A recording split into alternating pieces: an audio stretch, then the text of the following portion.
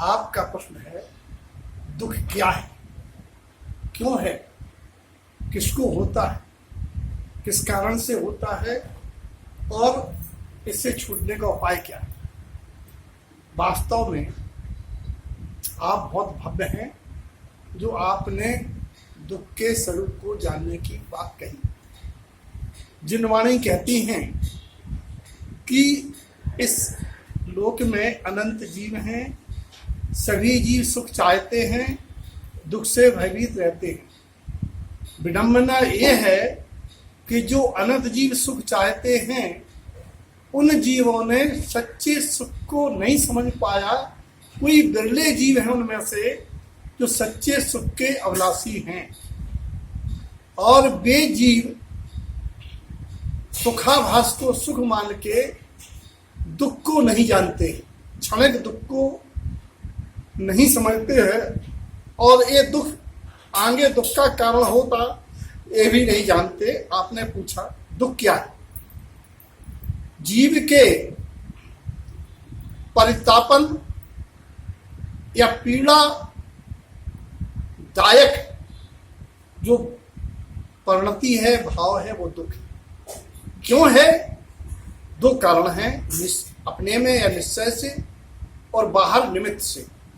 अपने में यह है कि जीव जिन पदार्थों को ना पूर्व भाव से इस भाव में लाया, दिखाई देने वाले जानने वाले पदार्थ, और ना इन पदार्थों को अगले भाव में साथ में ले जाएगा, उन पदार्थों में अपनेपन की मान्यता और उन्हें अपने जानने रूप अज्ञान के कारण और अशाता वेदनी कर्म के निमित्त से तथा पूर्व पर्याय समयों में बांधे गए पाप कर्म के उदय से जो भी सामग्री मिली वह प्रतिकूल मिली, जीव उसे अनिष्टकारी मान के अनिष्ट संयोगज नाम का दुख करता है।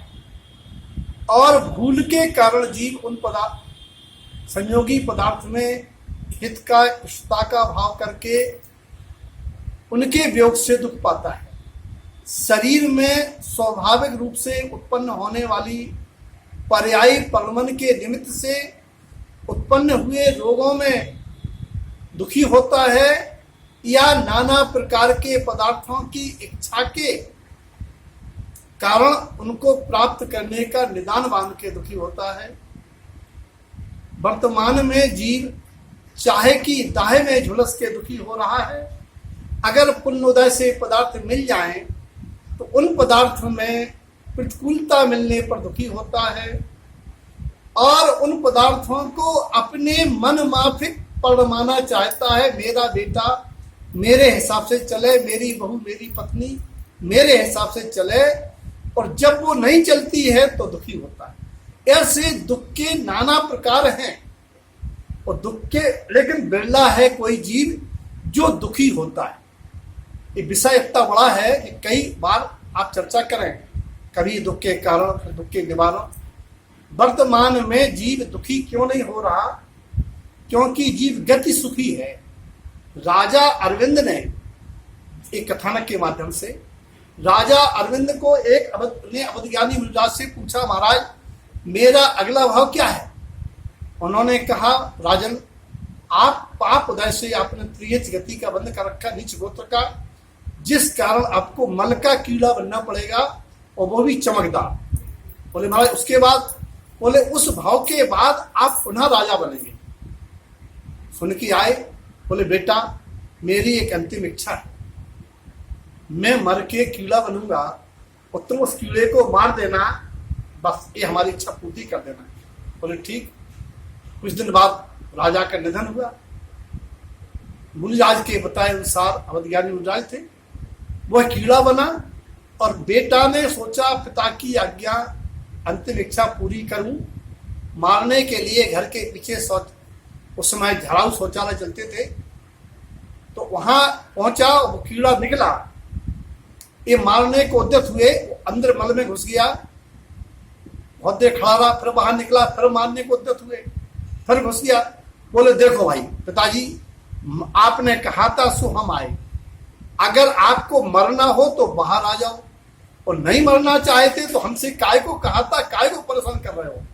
बोले जा जा, काय का बेटा और काय का पिता, मेरा घर परिवार है, मैं आनंद में हूं, जहां हूं सुखी हूं। ये है जीव की गत सुखी होने की बात। एक बार पूछा हुआ गुरुदेव और ज्ञानी आचार्य श्री जिनतारण स्वामी जी से कि महाराज इस जीव की रुचि पर पदार्थ में क्यों जा रही है,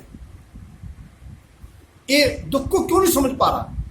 तो गुरुदेव कह रहे हैं 24 ग्रंथ में, विप्रियो मिथ्या प्रियो, इस जीव ने मिथ्यात्व के उदयवश झूठे पदार्थों में अपनी प्रियता, इष्टता, कल्याण की मान्यता बना के उनमें रुचि बना रखी है।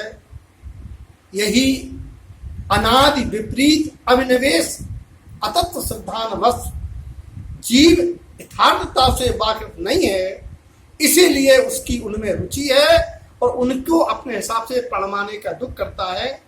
अब आगामी समय में आपके साथ चर्चा करेंगे कि आचार्य जिनतारण स्वामी सहित अनेक आचार्यों ने, कवियों ने प्रसंगानुसार किस किस प्रकार से दुखों के उत्पत्ति के कारण और उन दुखों के निवारण के कारण, इस जानने के लिए कि हम कैसे उन दुखों के बीजारोपण से बचें, इस भावना के साथ जय पाओ।